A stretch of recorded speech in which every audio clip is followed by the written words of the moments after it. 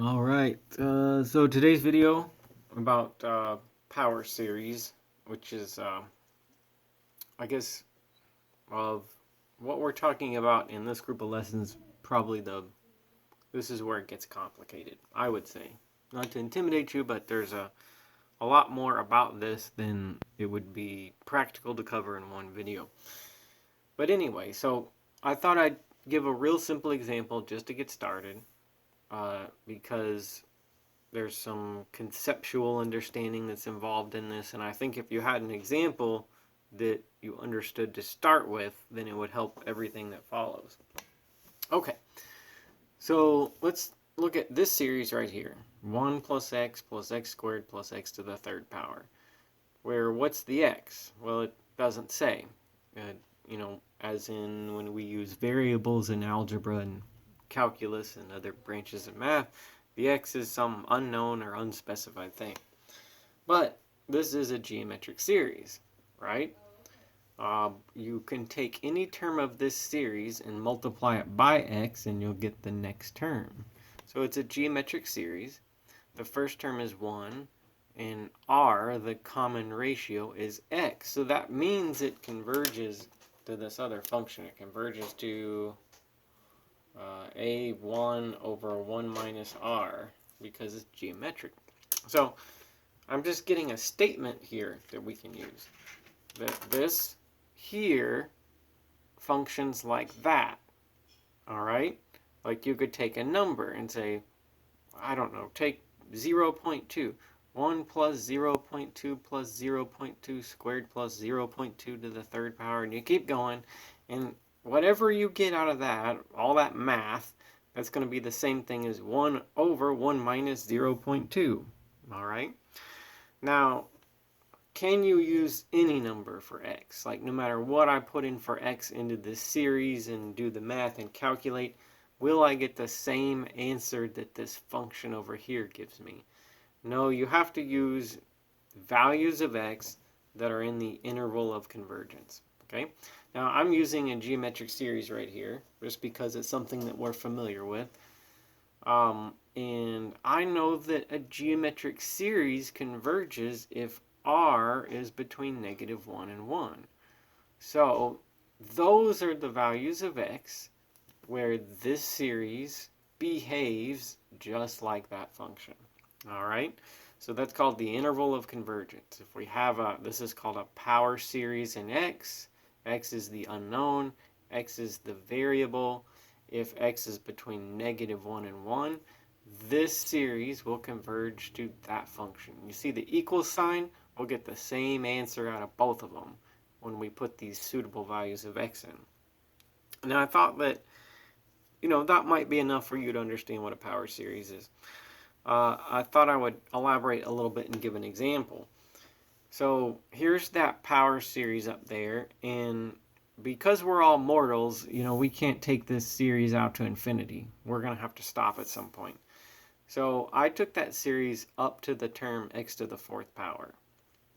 And what that means is that, well, if I have to truncate this series, meaning if I have to not go to infinity, then I would expect that what the series gives me is approximate to the function when you're in the interval of convergence.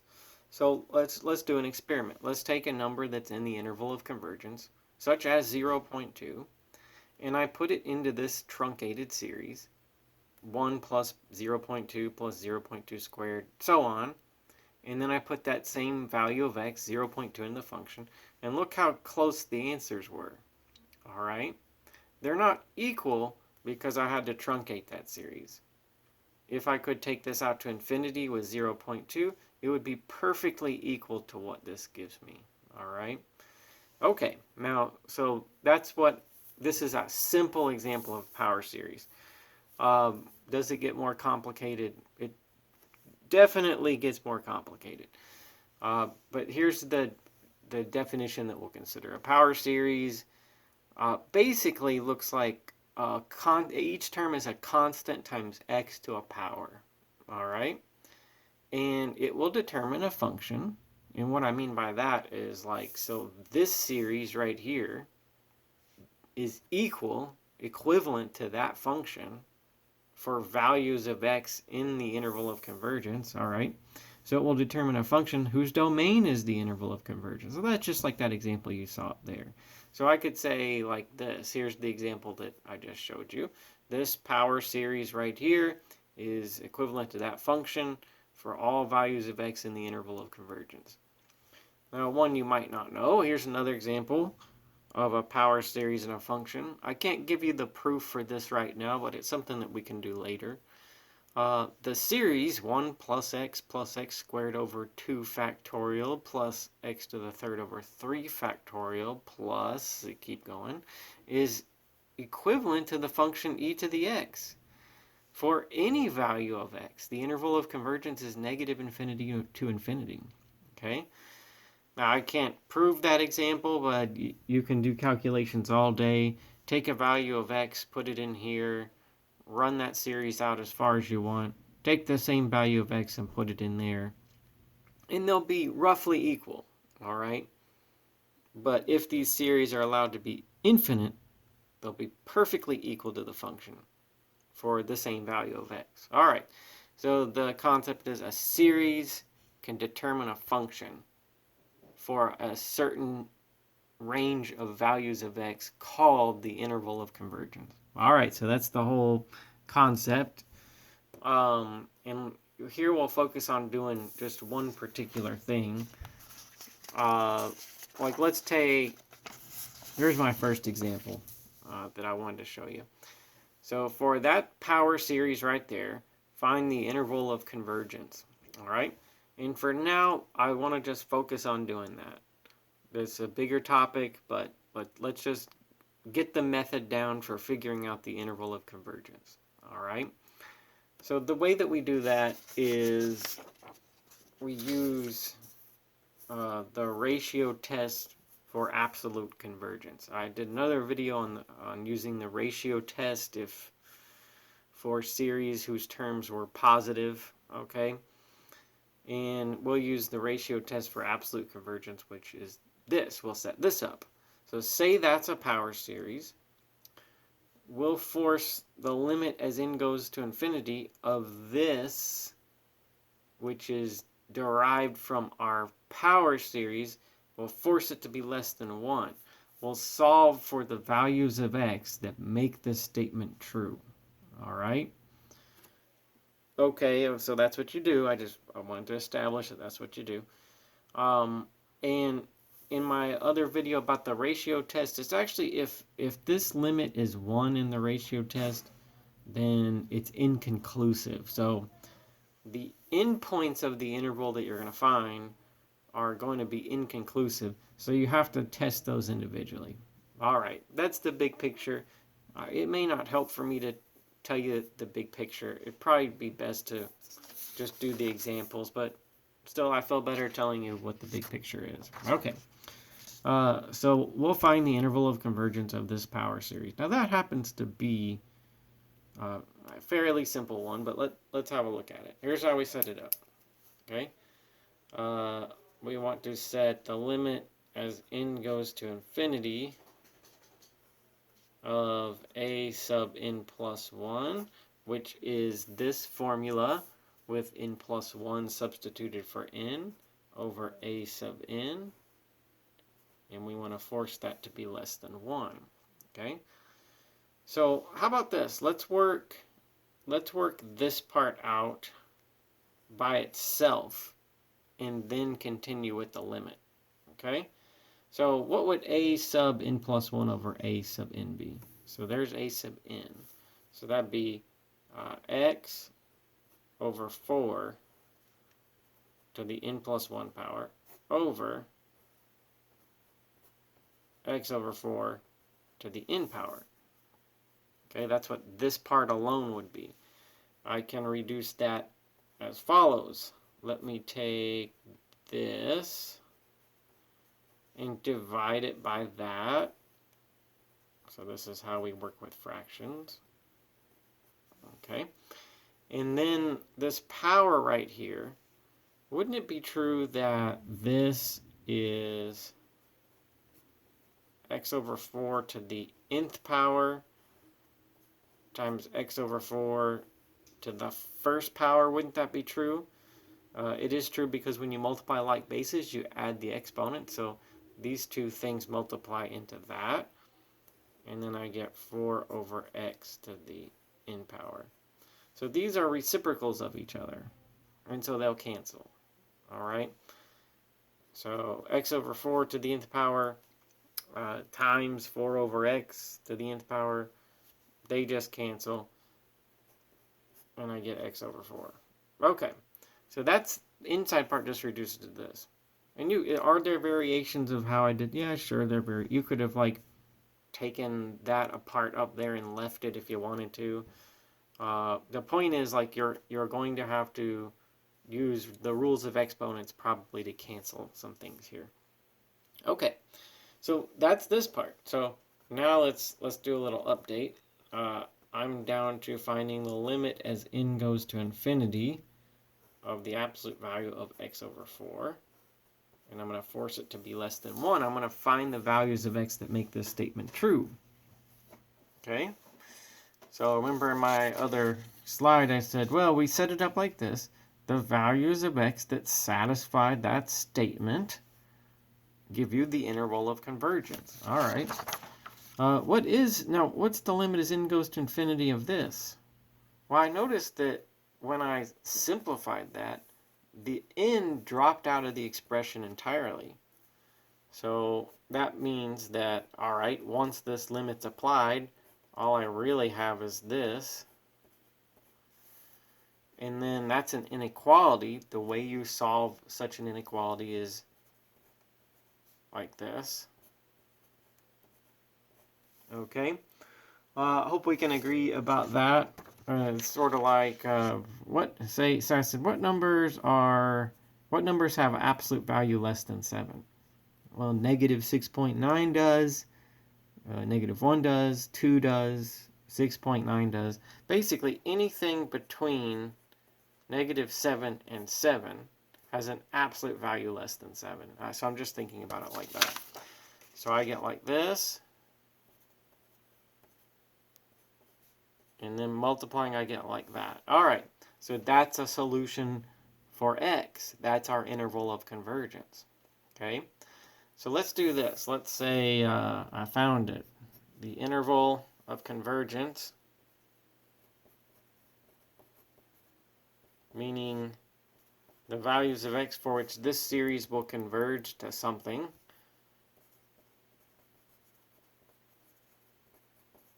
is going to be negative 4 to 4. Okay? All right. Now, this is my first part. The second part, which I told you there'd be more to it, right? So we solved that for x. That's the interval of convergence. But then you have to check the endpoints of the interval. All right. So, okay, so first step, I solved this inequality. And I found that x is going to be between negative 4 and 4. My second step when I do this is going to be to check the endpoint. So it might be that this series converges when x is negative 4.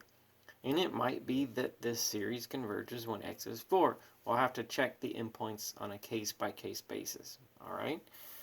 So let's say, suppose x was negative 4. Does that series converge? What does that series look like if x is negative 4? Well, it looks like this.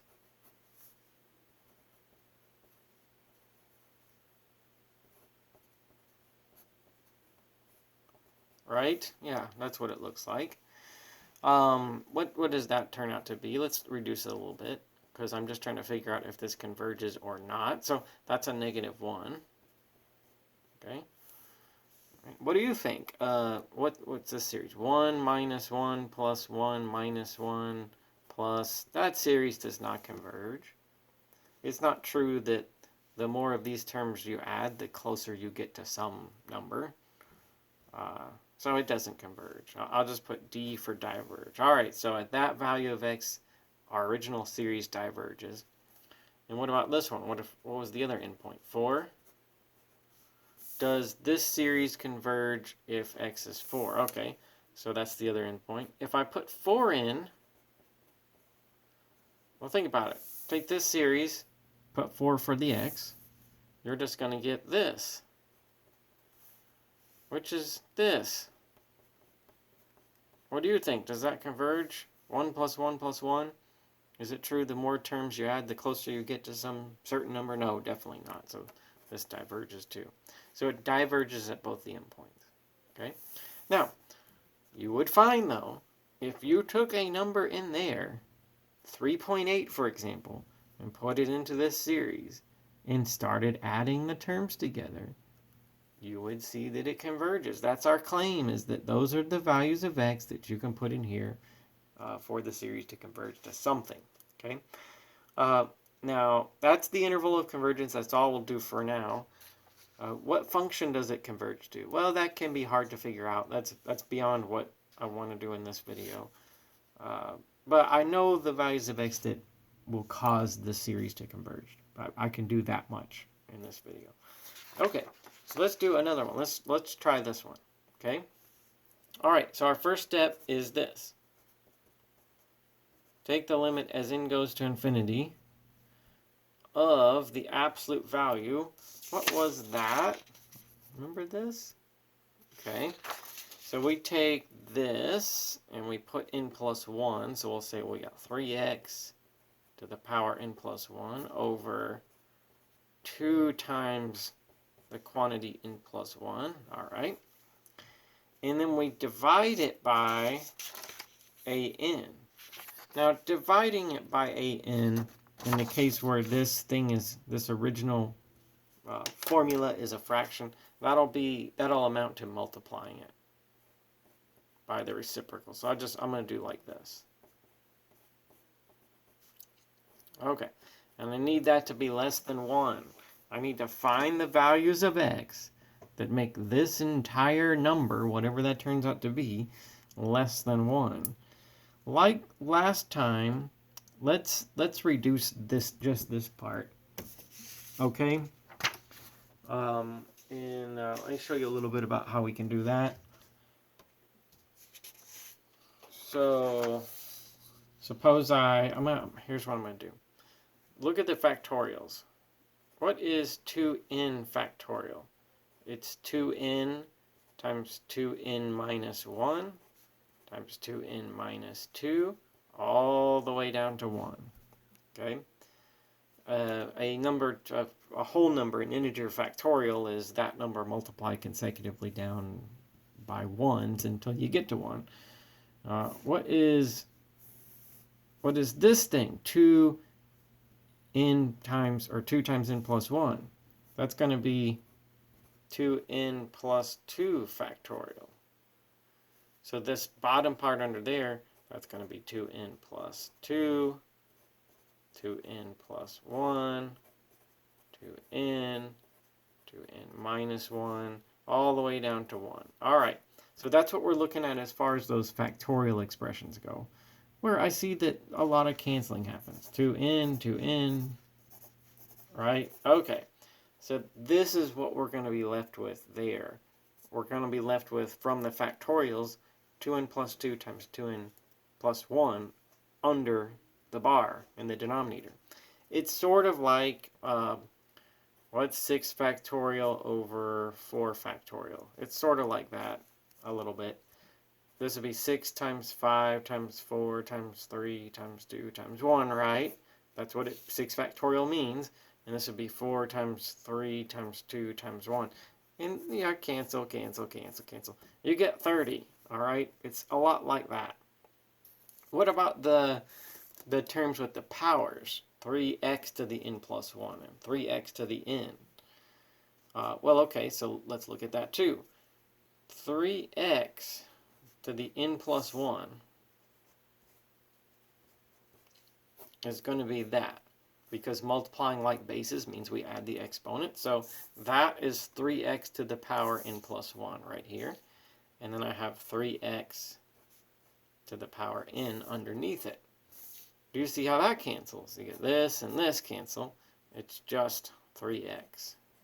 Okay, So I worked out everything individually.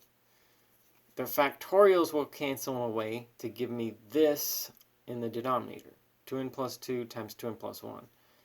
And this term with a 3x in it, top and bottom, will cancel to just give me 3x. All right, so here's what I get from the simplifying. I get the limit as n goes to infinity.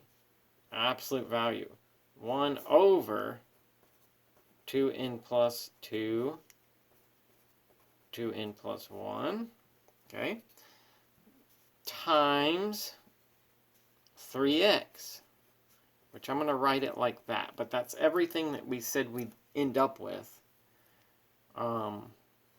when I reduced it all, okay? Now, all right, here I do have n involved in all this, and at this point I have to decide what happens when n goes to infinity. Well, here's where all the n's are, right?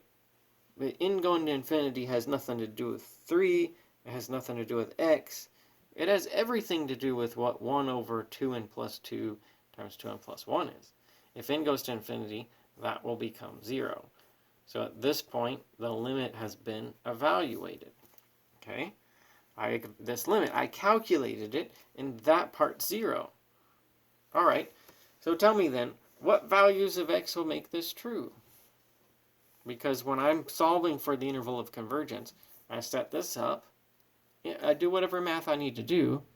Ultimately, I find the values of x that make it a true statement. What value? 0 times 3 times what is going to be less than 1?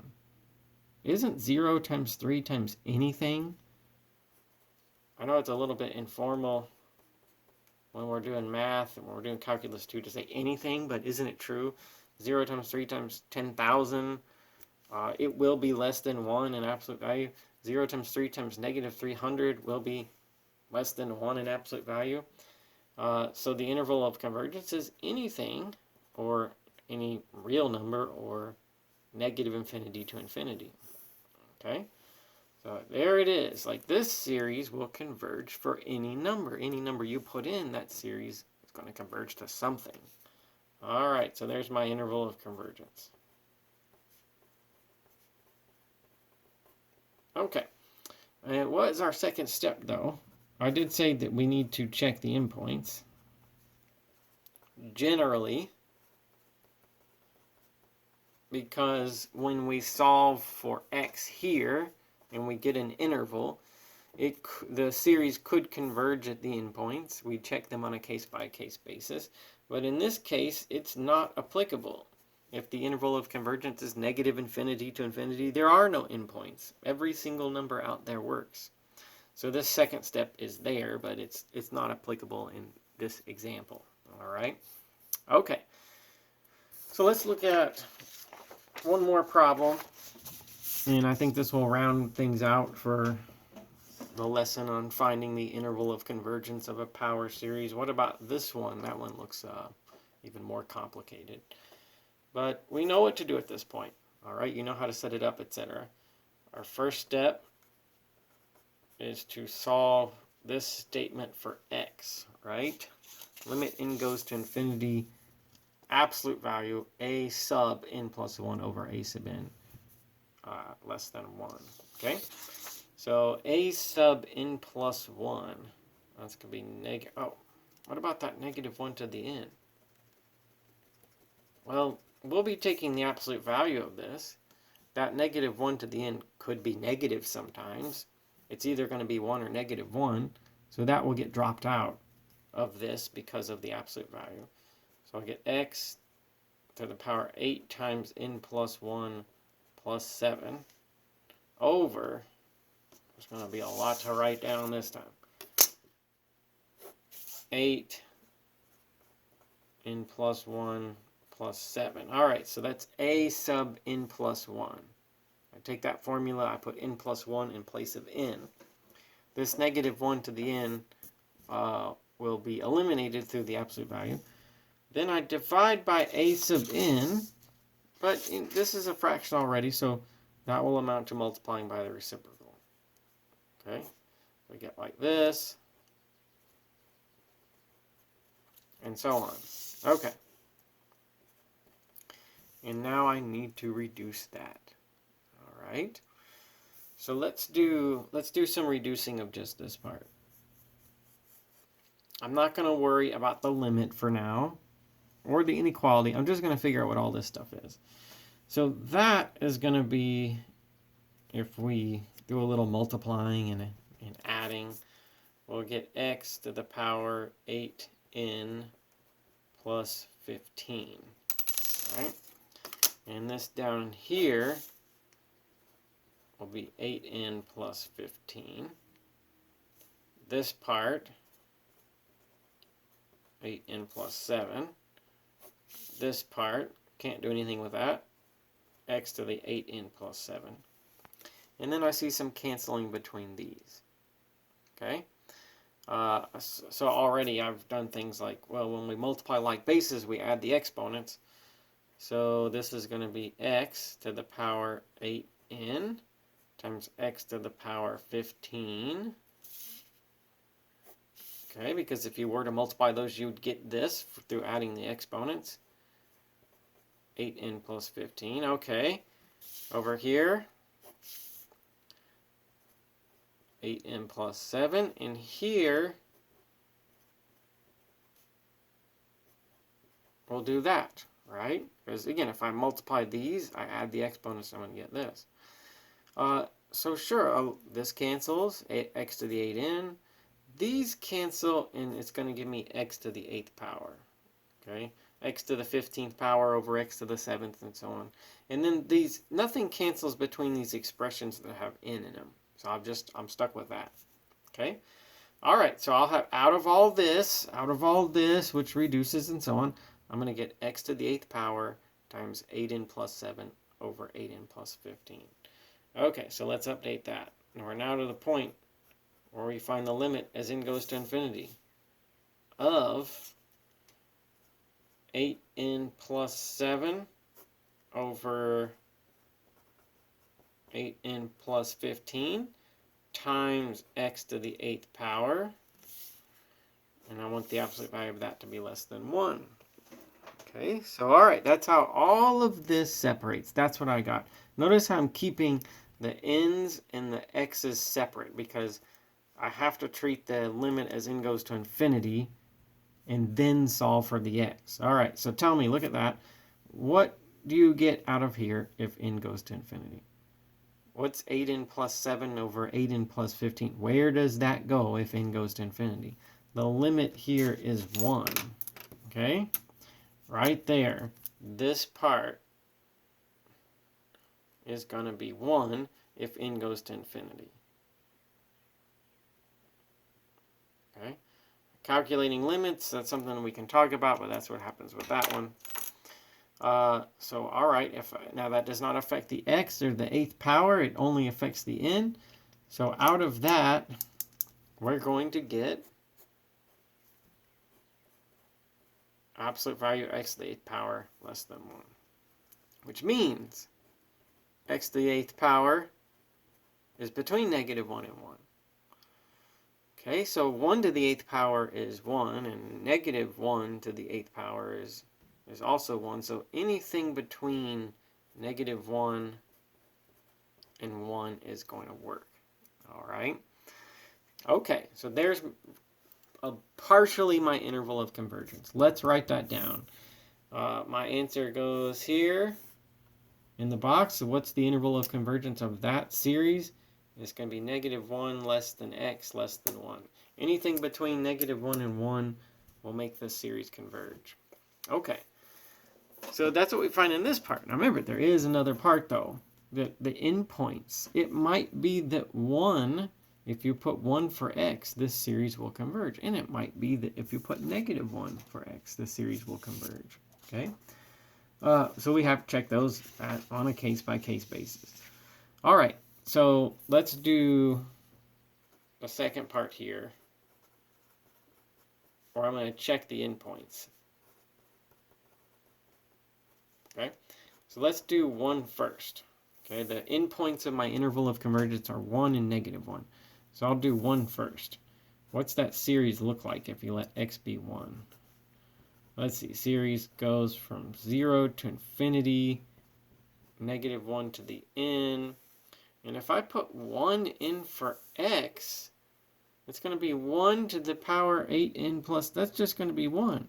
When you take 1 to some power, whatever that is, when in 0 and 1 and 2, this is just going to be 1. Okay. All right, so that's what you get. Does this series converge or not? Okay. Well, yeah, remember the alternating series test? I made a separate video on how do you tell if an alternating series converges. This is an alternating series. So I'd say it's an alternating series. First thing I noticed about it. Second thing, it's true that any term in absolute value is bigger than the next one. Okay. And it's also true that the limit as n goes to infinity of 1 over 8n plus 7 is 0. That's how you know an alternating series converges. If the terms get consecutively smaller and if they go to 0, then an alternating series will converge. All right. That was a separate video, though, that I made. A separate topic, but it's applicable here. All right. This series converges. 1 must be included in our interval of convergence because that value of x causes this series to converge. Okay.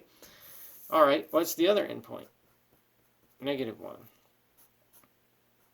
Okay. So what's that series look like if you put -1 for x? It looks like -1 to the n power, -1, 8n plus 7. I'm putting -1 for x, right? And then I get 8n plus 7, 0 to infinity. All right. So that's what I get for -1. Does this series converge or not? So let's do a little math to reduce this down to a point where we can tell. I can multiply those together because they are like bases. So I could say like -1, 9n plus 7, so -1 to the 7th power, and 8n plus 7 there. And let's see, so this is going to be